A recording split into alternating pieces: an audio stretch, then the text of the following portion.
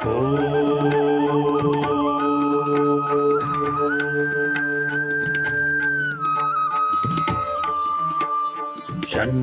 मित्रः शं वरुणः शन्नो भवत्वर्यमा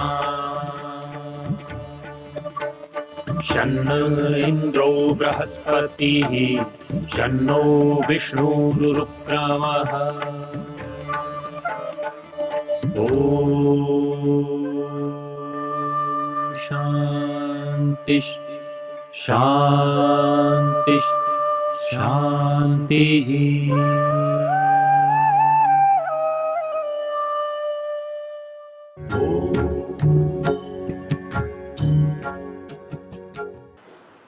इसका अर्थ ओम किया जाता है, तो कृपया समझें ओम अर्थ कैसे हो गया, क्योंकि यहां तो लिखा है तस्य यानी उसका, परमात्मा का, वाचकः यानी बोलने वाला, बताने वाला शब्द क्या है, प्रणव, प्रणव है।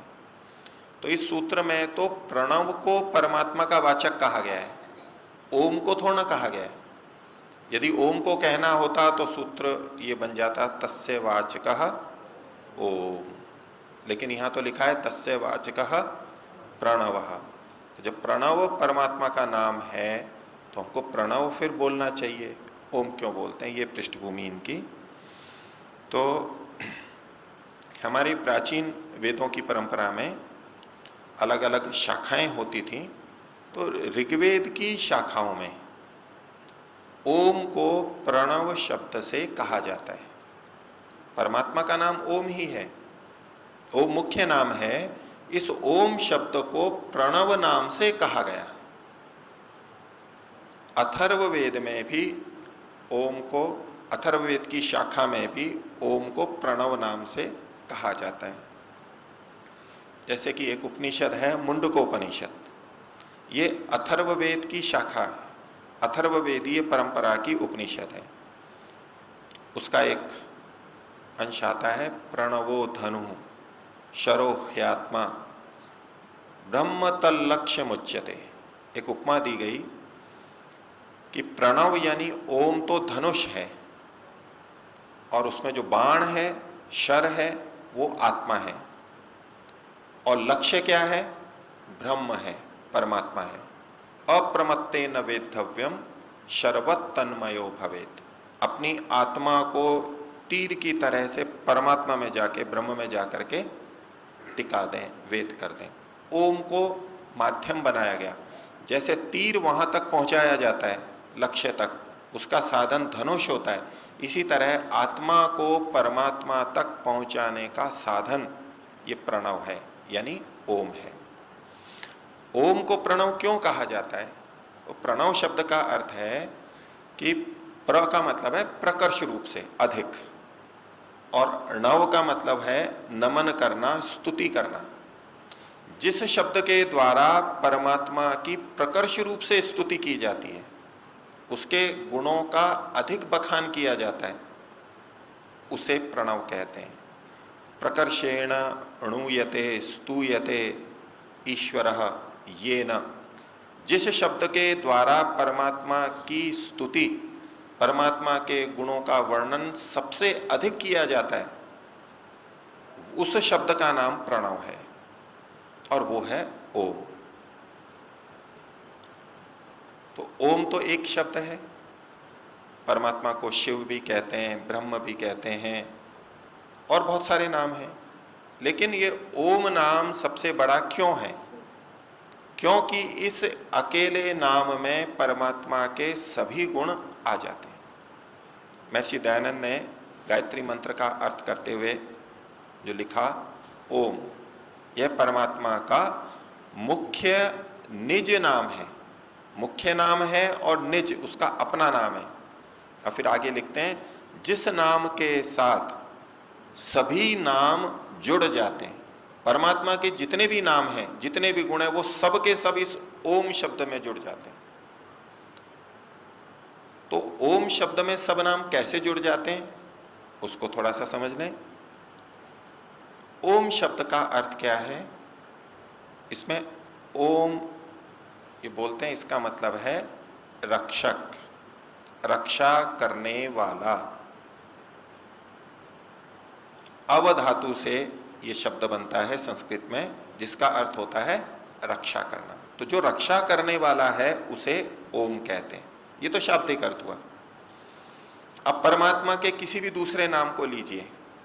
परमात्मा को यदि हम मां बोलते हैं तो मां भी तो जो कुछ हमारे लिए करती है वो हमारी रक्षा ही करती है।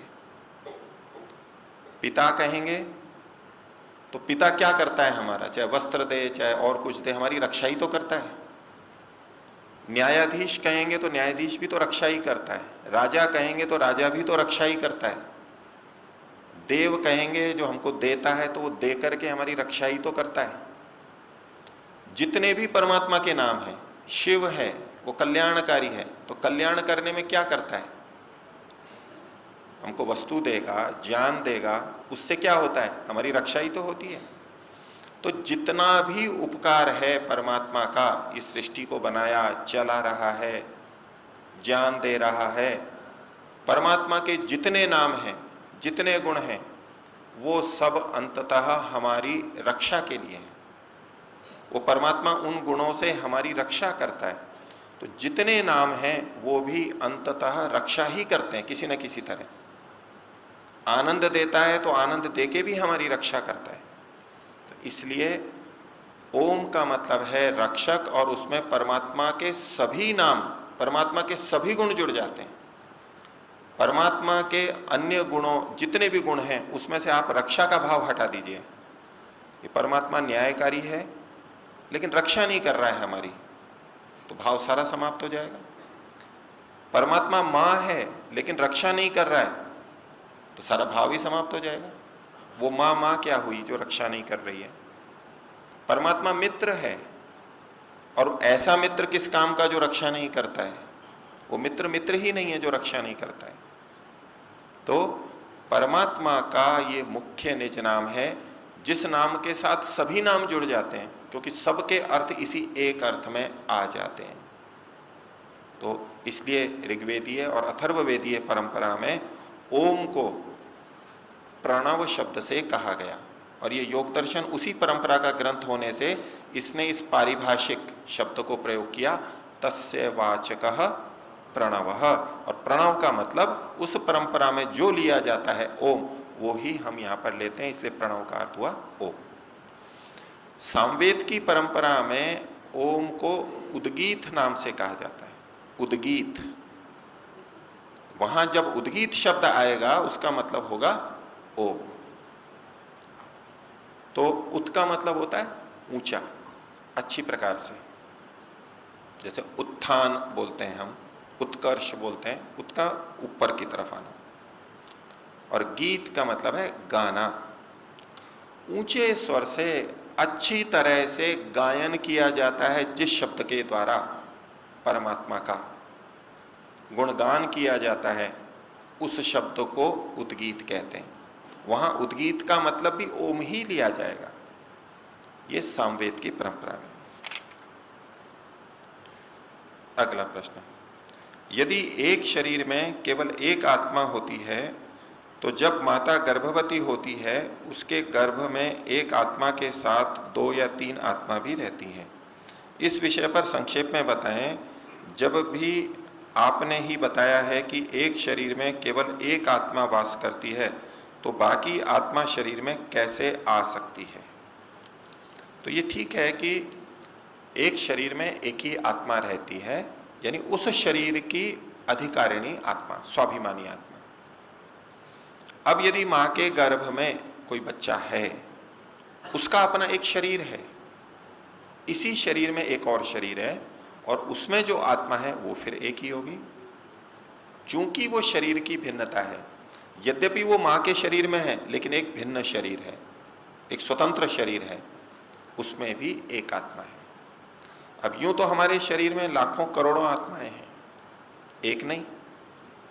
जो एक आत्मा का मतलब है स्वाभिमानी आत्मा, जिस आत्मा के कर्मों के अनुसार ये शरीर मिला है, ये शरीर मनुष्य शरीर, ये मनुष्य शरीर जिसके हित के लिए काम करता है और जो आत्मा इसका उपयोग करता है, इंद्रियों को चलाता है, बुद्धि का उपयोग करता है, वो एक ही होता है।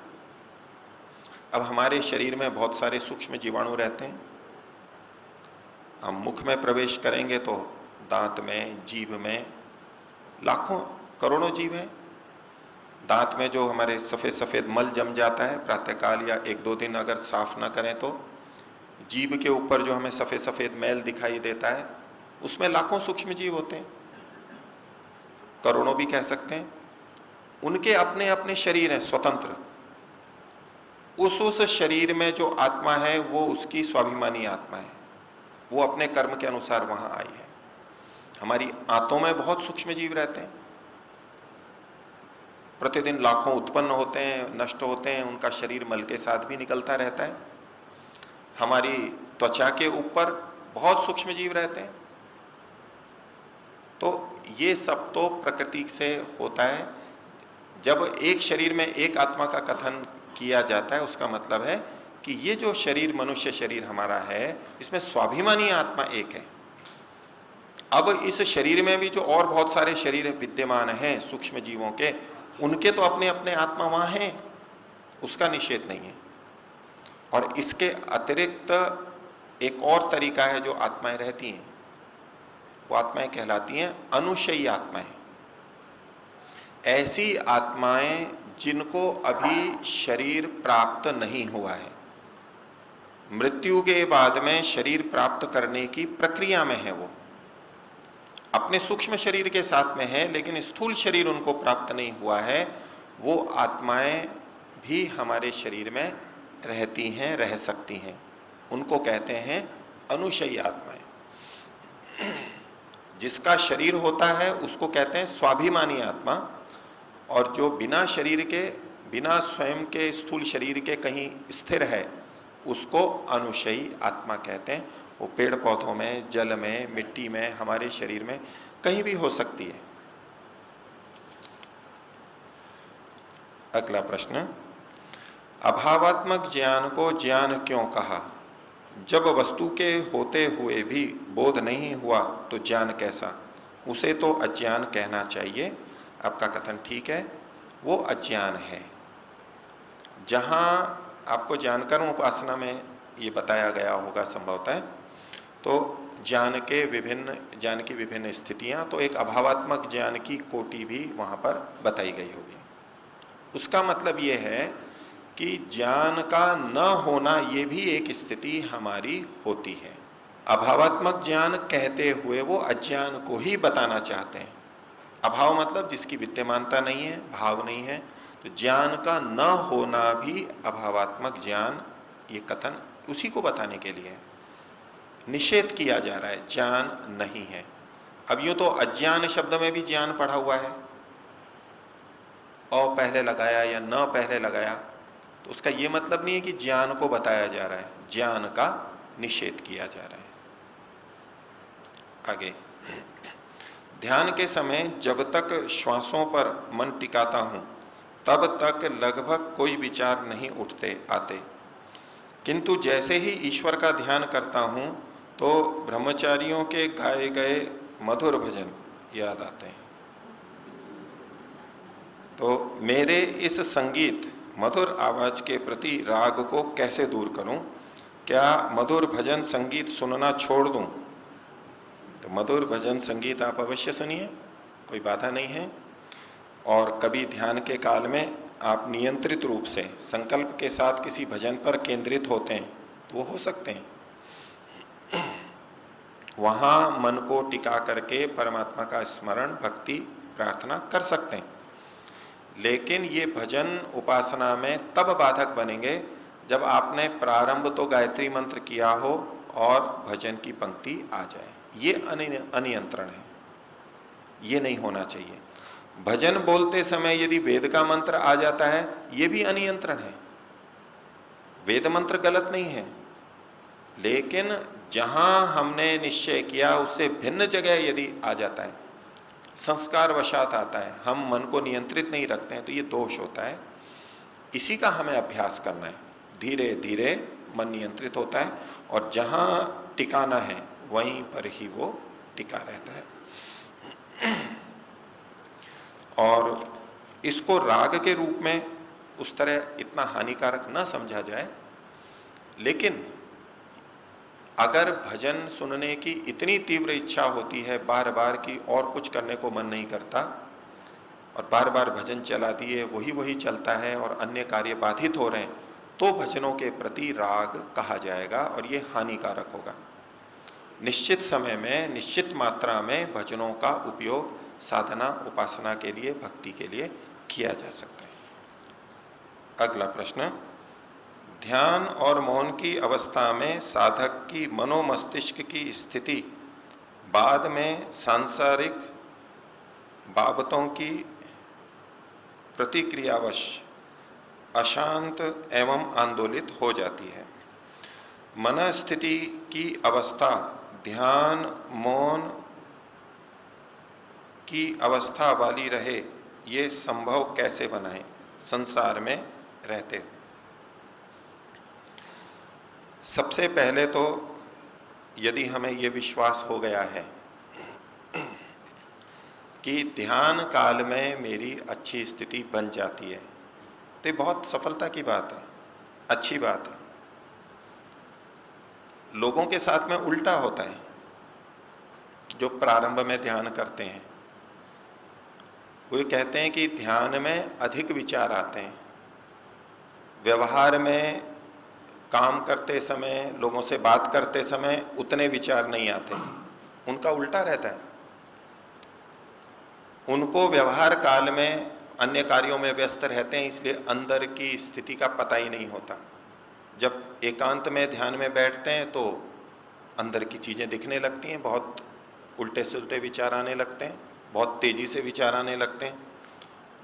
यदि आपको ध्यान में एकाग्रता बन रही है, शांति की स्थिति आ रही है, तो ये बहुत बड़ी सफलता है।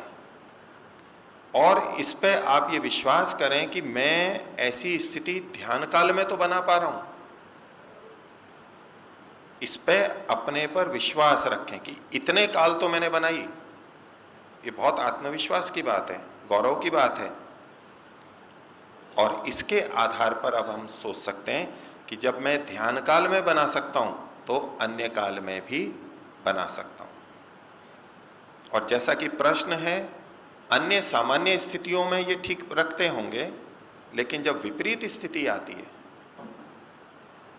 तो अशांति आ जाती है, प्रतिक्रिया आ जाती है। तो वहां भी हम बना सकते हैं। जब इतना बनाया है, सामान्य व्यवहार में बनाया, तो वहां भी बना सकते हैं। ऐसे ही अभ्यास करते करते होगा। और इसके लिए तैयारी हम ये कर सकते हैं, जहां कहीं पहले से पता हो कि ये विपरीत स्थिति आने वाली है, आ सकती है, तो पहले से तैयार होके जाते हैं अंदर से।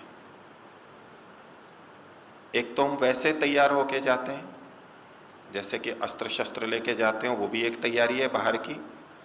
एक वो तैयारी होती है कि उसने ये बोला तो ये उत्तर दूंगा, ये बोला तो ये उत्तर दूंगा, मुंह तोड़ जवाब दूंगा, वो भी तैयारी है। और एक तैयारी साधक की होती है कि वो अंदर से अपने को तैयार करके जाता है कि वो ऐसा बोलेगा तो ऐसे शांत रहूंगा, ऐसा बोलेगा तो ऐसा शांति से उत्तर दूंगा, ऐसा बोलेगा तो ये उपेक्षा कर दूंगा, ऐसा बोलने लगा तो मन को ईश्वर पे लगा लूंगा, उपासना के काल का स्मरण कर लूंगा, इत्यादि अपनी आंतरिक तैयारी करके वो जाता है। तो प्रभाव, दुष्प्रभाव कम होता है या नहीं होता है? यदि अचानक स्थिति बन गई है और पता लग गया कि ये तो अशांति आ गई है, तो फिर आपके पास तो अपनी संपत्ति है, आपको पता है कि शांत में रह सकता हूं, रहा हूं। ध्यान काल का स्मरण करें, परमात्मा का स्मरण करें, शीघ्रता से हम अपनी स्थिति बना सकते हैं। और बीच बीच में थोड़ा विक्षोभ हो, प्रतिक्रिया हो, उससे दुखी नहीं होना है। आप ये देखिए कि पहले कितना क्षुब्ध होता था, प्रतिक्रिया होती थी, अशांति होती थी, उसकी अपेक्षा कम हो रही है, तो ये तो सफलता है। अब कई साधक बहुत ऊंची भावना में सोचने लगते हैं, मैंने तो आज सुबह ओम का जप भी किया, गायत्री मंत्र भी बोला, फिर भी दिन में गुस्सा आ गया। आ सकता है, पिछले संस्कार हैं, परिस्थिति ऐसी है। किंतु हमें इस बात से संतोष करना चाहिए कि पिछली बार इस स्थिति में जितना गुस्सा आया उससे कम आया, कम देर अशांति रही, तो ये सफलता है हमारी। ये सब दोष एकदम नहीं जाएंगे, धीरे धीरे जाएंगे।